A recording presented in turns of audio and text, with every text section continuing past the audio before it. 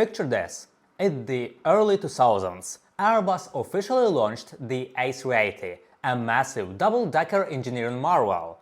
Over the next few years, international airlines are throwing billions of dollars at it. Emirates, Singapore, British Airways, Qantas, they are all lining up. But the US carriers? They didn't order a single one. Not one. It is honestly one of the most fascinating anomalies in commercial aviation history. You have the country with the most robust aviation market on the planet, with incredible global reach, and they just completely blanked the Superjumbo. Why? Today we are breaking down the real reasons, and I promise you, it goes way deeper than just the plane was too big. It's a story of brutal airline economics, incredibly bad timing, and a hidden cargo war. But before we unpack the real reason US carriers dodged the A380, do me a huge favor, hit that like button and subscribe to the channel. It takes 2 seconds and it really helps push these aviation deep dives out to more people. Alright, let's get into it. To really understand this, we have to start with a massive philosophical disagreement between Airbus and Boeing about the future of travel. When Airbus designed the A380, they were looking at a map of the world and seeing the massive congestion. Their bet was that mega hub places like London, Heathrow, JFK, Tokyo, Dubai were going to run out of runway slots. So the only way to move more people was to build a much bigger plane. You fly 500 to 600 people between these massive hubs on an A380 and then distribute them on smaller planes to their final destinations. But US carriers saw the completely opposite future. They were looking at a point-to-point model. The US airlines realized something incredibly important about their most profitable customers – business travelers. Corporate travelers don't care about double-decker plane with a bar. They care about their schedule.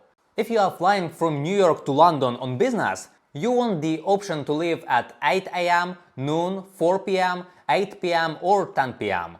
You want frequency. You can't do that with an A380. If an airline uses an A380, they have to consolidate all those passengers into 1 or 2 massive flights a day to actually fill the plane and make it profitable. US airlines knew that if they dropped their flight frequencies to fill an A380, those high-paying business travelers would simply book a ticket on a competitor who offered a flight time that better fit their schedule. At the exact same time the A380 was coming to life, Boeing was developing the 787 Dreamliner. It was a smaller, highly efficient twin-engine jet that could fly incredibly long distances, completely bypassing those mega hubs. The US airlines basically looked at the A380 and realized it solved a problem they weren't planning on having. But let's say US carriers actually wanted the A380. Let's say United or Delta looked at it and thought, maybe we can make this work on a few ultra-dense routes. Well, there was a massive elephant in the room. The timing of the A380 was absolutely catastrophic for the American aviation industry. The A380 program was launched in late 2000. It first flew in 2005 and it entered commercial service in 2007. Look at what was happening to the legacy US carriers during that exact time window. In 2001, the aviation industry suffered an unprecedented shock. Between 2002 and 2005, United Airlines, US Airways, Delta Airlines and Northwest Airlines all filed for Chapter 11 bankruptcy protection. Then the 2008 global financial crisis hit, and by 2011, American Airlines was also in bankruptcy. During the critical years when Airbus was desperately trying to lock in launch customers and fill its order book, every major legacy US airline was literally fighting for its life. They were slashing pensions, cutting routes and trying to survive. They had zero capital to risk on a totally unproven $400 million 4-engine experimental aircraft. By the time the US carriers finally merged, restructured and returned to profitability in the 2010s, the era of the 4-engine jet was already over. The twin-engine revolution had won. And speaking of twin-engine jets, we have to talk about the secret moneymaker of international flights – belly freight. When you fly internationally, your passenger ticket is only part of airline's revenue. The cargo hold underneath your fleet is packed with commercial freight, and that freight is highly lucrative. Sometimes the cargo alone covers the operating cost of the flight, and the passenger tickets are just pure profit. This is why the A380 got completely decimated by its main competitor, the Boeing 777-300ER. Because the A380 has a second passenger deck, the structural floor of the main deck is lower. This severely limits the volume of the cargo hold relative to the massive size of the aircraft. To put some real numbers on this, a Boeing 777-300ER has a total cargo volume of roughly 7,120 cubic feet. The Airbus A380, despite being a tremendously larger airplane, has a cargo volume of only about 6,190 cubic feet. US carriers rely heavily on cargo revenue. If American or United swapped a 777 for an A380 on a major international route, they were suddenly taking a massive hit on their cargo capacity. They would be burning more fuel with 4 engines while carrying less profitable freight. The math just didn't work. Now here is a piece of the puzzle that almost everyone missed. It's a massive loophole in international aviation. US airlines didn't actually need to buy the A380 because their European partners bought it for them. Let me explain. Modern international aviation is heavily dictated by what are called joint ventures.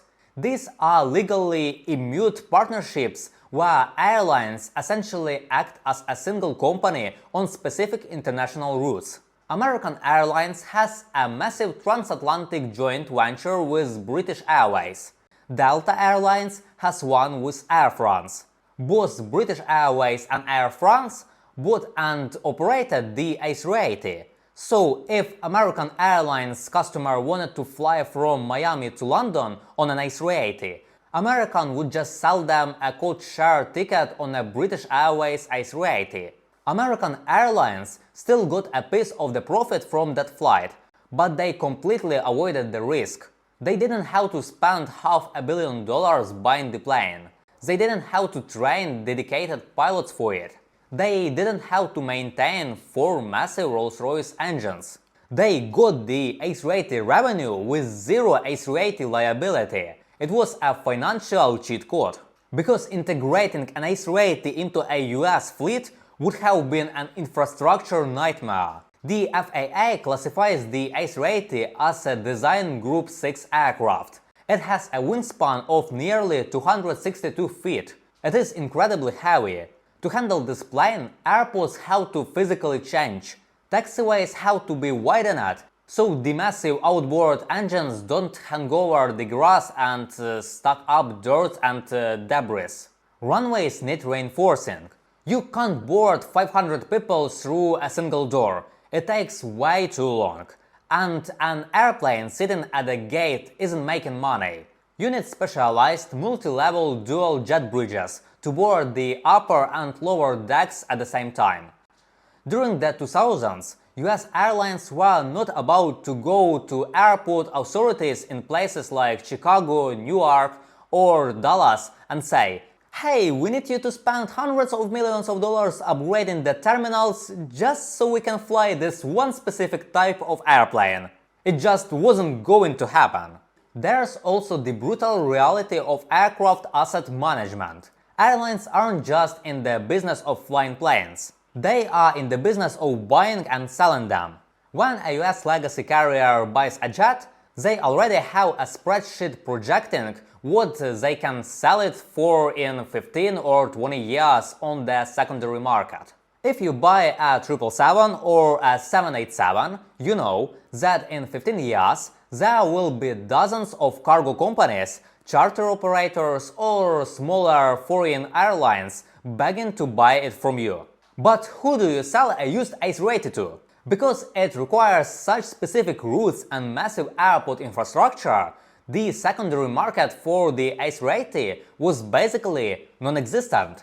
We literally saw this play out. A few years ago, the very first A380s delivered to Singapore Airlines hit their 10-year lease mark. They were returned to the leasing company, and because no other airline in the world wanted them, this massive, decade-old flagship aircraft were immediately chopped up for scrap. For an airline accountant at Delta or United, seeing a 10-year-old aircraft get scrapped is a nightmare scenario. The residual value risk was just entirely too high. Finally, you have to look at the cabins. To make the fuel burn of those four engines profitable, the A380 relies heavily on ultra-premium first class. Airlines like Emirates and Singapore put in enclosed suites, showers and onboard lounges. They charge $10, $15, sometimes $20,000 for those tickets. That revenue offsets the operating costs. But the US airlines have a totally different domestic corporate culture. In the wake of financial crisis, American corporations changed their travel policies. Almost no company was approving international first-class expenses anymore. Because of this, US airlines were actually in the process of ripping international first class out of their planes entirely, replacing it with highly efficient, dense business class cabins. If a US airline tried to fly on an A380 filled mostly with economy passengers and standard business class, without those $15,000 first class suites to subsidize the flight, they would bleed money on every single sector.